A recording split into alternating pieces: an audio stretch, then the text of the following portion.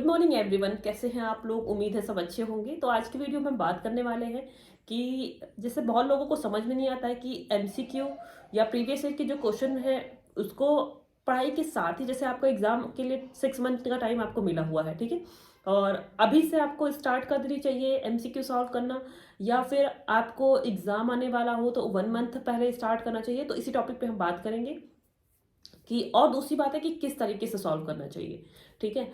तो आपको जब आपका एग्ज़ाम होने वाला है, जब आपने स्टडी स्टार्ट कर दी है ना, यानी कि 6 मंथ बाद आपका एग्ज़ाम है और आपने स्टडी स्टार्ट कर दी है, उसी दौरान आप कर सकते हैं। जैसे कि आप मार्केट में जाएंगे तो बहुत सारी बुक्स, अब देखिए अब आपको तो सब कुछ किया कराया मिलता है ना, आप तो बहुत सारे मेहनत करने की भी ज़रूरत नहीं है। जैसे कि आपको सब कुछ प्रीवियस ईयर के जब क्वेश्चन पेपर आप मार्केट से लेके आएंगे तो उसमें दिया होता है कि अलग अलग सेपरेट करके दिया होता है कि किस साल में कौन से क्वेश्चंस आए हैं, किस टॉपिक से आए हैं।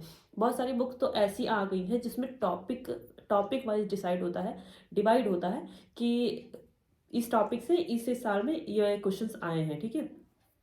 तो आपको ज़्यादा मेहनत करने की ज़रूरत है नहीं, आप मार्केट से जाइए, वो वाली बुक ले आइए। तो आप जब स्टडी स्टार्ट कर दिए हैं तो अगर मान लीजिए आपने कोई एक टॉपिक पढ़ा, उसी टॉपिक को उस प्रीवियस ईयर के या एमसीक्यू की बुक उठाइए और उसी टॉपिक से उन सारे क्वेश्चंस को लगा लीजिए जो कि उस बुक में दिए हैं, जो कि आए हैं, ठीक है। तो आपका टॉपिक भी तैयार हो गया जब आप पढ़ाई कर रहे हैं जो आप बुक से, ठीक है, रेफरेंस बुक से, और दूसरा आपका एमसीक्यू भी तैयार हो गया और आपको एक आइडिया भी हो जाएगा कि किस तरीके से क्वेश्चन पूछे जाते हैं, ठीक है। इस टॉपिक से किस किस तरीके के क्वेश्चन पूछे जाते हैं, और ये भी आइडिया हो जाएगा कि इस कितने क्वेश्चन पूछे जाते हैं इस टॉपिक से, है ना।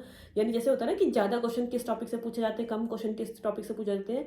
तो आप जब पढ़ेंगे और एमसीक्यू सॉल्व करेंगे तो आप देखेंगे ना कि ये तो खाली 2001 में आया, 1999 में आया, 2021 में आया, ऐसे करके आपको ये पता चल जाएगा कि 3 ही 4 क्वेश्चन आए हैं। तो वो भी आपको एक आइडिया हो जाएगा, ठीक है।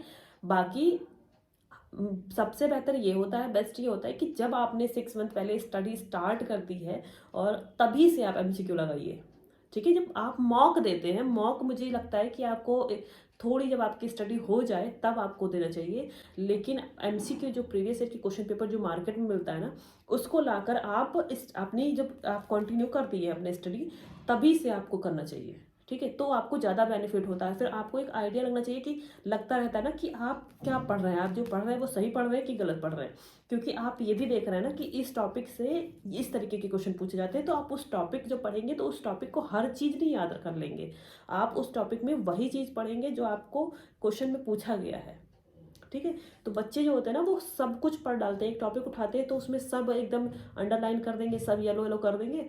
तो और नोट्स भी बनाने का एक फ़ायदा हो जाएगा कि जैसे आपने प्रीवियस ईयर के क्वेश्चन पेपर देखे कि किस तरीके के क्वेश्चन आते हैं, ठीक है, वो आप टॉपिक में पढ़ेंगे और उस टॉपिक में जो आपको नहीं आता है आप उसको सिर्फ हैंड रिटन नोट्स बना लेंगे, ठीक है। या फिर जैसे आपने प्रीवियस ईयर के क्वेश्चन सॉल्व किया और उसमें ब्लॉक में दिया होता है डिटेल, ठीक है, उसमें भी जैसे आपको नहीं आता है कुछ चीज़ें उसमें ऐड ऑन की जाती है ना, नहीं दी जाती, तो आप उसको भी लिख लेंगे अलग।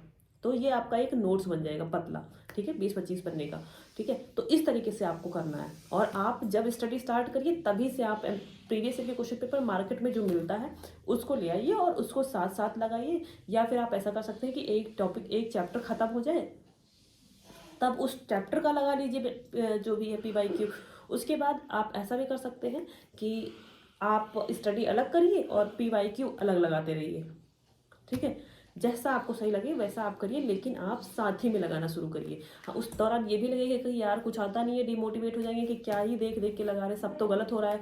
लेकिन सब गलत हो रहा है, लेकिन तब भी आप लगाइए, आप आंसर देख देख के लगाइए, आप क्वेश्चन सॉल्व करिए और जो उसका डिस्क्रिप्शन में नीचे डिटेल दिया होता है आप उसको भी पढ़ लीजिए, लेकिन लगाते रहिए। लगाते लगाते लगाते लगाते ना आपको एक बार आइडिया हो जाएगा कि याद होने लगेगी, चीज़ें समझ में आ जाएंगी सी, ठीक है। और उससे ये भी समझ में आ जाएगा कि आपको रेफरेंस बुक से क्या चीज़ ग्रैप्स करनी है, क्या नहीं करनी है, ठीक है।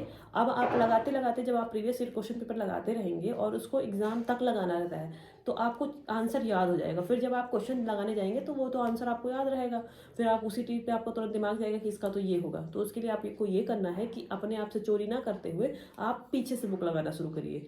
पहले आप आगे से फर्स्ट चैप्टर से लगा रहे थे, अब आप मान लीजिए 30 चैप्टर है तो 30 से लगाइए, 30 से फिर 29, 28।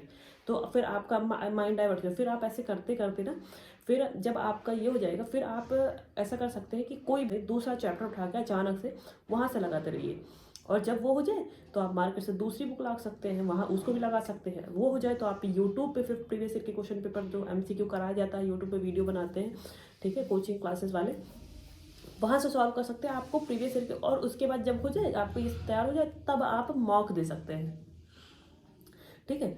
तो फिर आप मॉक देने जाइए, और मॉक देते हुए आप 3 घंटा जब देंगे तो आपका एग्जाम में प्रैक्टिस हो जाएगी कि 3 घंटा बैठना कैसे है। और उस दौरान फिर आपको ब्रेक भी नहीं लेना है, क्योंकि अगर आप ये नहीं, फिर आप ब्रेक नहीं लेंगे, फिर आप ये समझ के दीजिए कि आप एग्ज़ाम में ही दे रहे हैं, ठीक है। तो इस तरीके से जब से आपसे एग्ज़ाम शुरू हो, जब आप प्रिपरेशन स्टार्ट कर दें, तभी से प्री IQ लगाइए। और मार्केट में बहुत सारी फैसिलिटी है इस टाइम, आपको ज़्यादा खोजने की भी ज़रूरत नहीं है। तो बुक लेके आइए और लगाना शुरू करिए। और चलिए, अब अगर आपको कोई और प्रॉब्लम हो सकती है तो आप हमको कमेंट बॉक्स में कमेंट करके बता सकते हैं। और नेक्स्ट वीडियो में मिलते हैं किसी दूसरे टॉपिक के साथ। तब तक के लिए थैंक यू।